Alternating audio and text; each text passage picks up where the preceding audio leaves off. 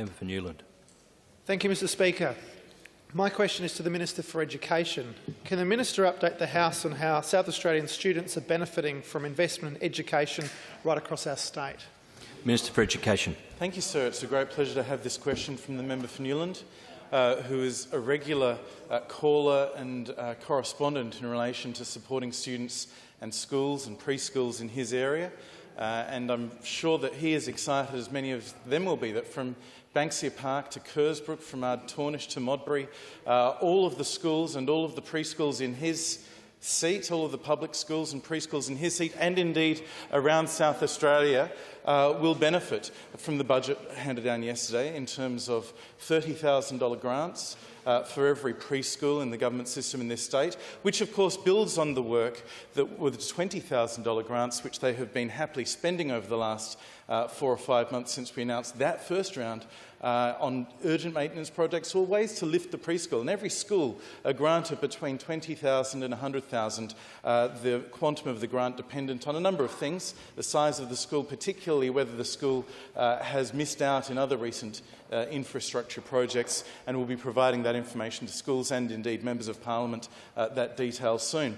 Can I encourage the member? I know the member for Newland has done this actually because I've been with him when he did it. Can I encourage every member of parliament, reach out to your preschools and learn about some of the amazing work that they've been doing with those modest grants of $20,000, but nevertheless important and significant. That has enabled urgent construction work or maintenance work to be done, which they value tremendously, lifts the work that's done in those preschools and schools.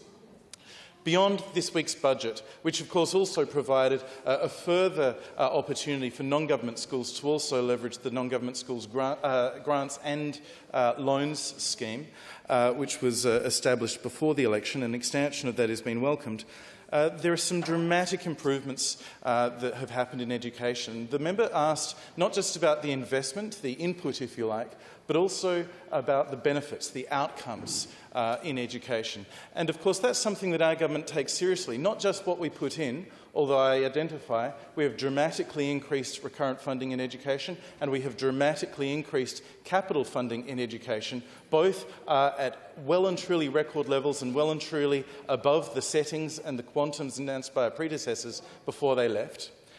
But also how that money is spent is perhaps as important, if not more important, and the outcomes to be achieved. So the investments that we have been made are in the places where it matters in education, the things that will lift educational performance to help us fulfil our objective to support every student in every classroom, in every school, in every town and suburb in this state to fulfil their potential, to lead successful lives where they can find the thing that they are passionate about and love doing in their life and do that and go after it and succeed in it and live their best lives. That means investing in literacy and numeracy programs in the early years.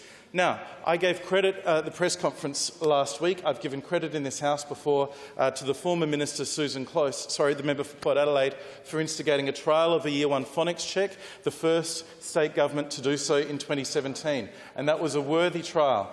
And the opposition, us at the time, were supportive of that and we were supportive of a rollout. And I was pleased that before the election, the Xenophon Party committed to a further trial, but the Labor Party also agreed to roll it out to all schools. And that has happened, and that has seen early years literacy achievement grow dramatically in 2 years since we introduced it in 2018. But that means that the language program, the Aboriginal education program, the music education program, the entrepreneurial education program, all of the other programs, the VET reforms for vocational education, all of those other things are having dramatic impacts. Students are benefiting, schools are benefiting, and that means that the people of South Australia will benefit for many years to come.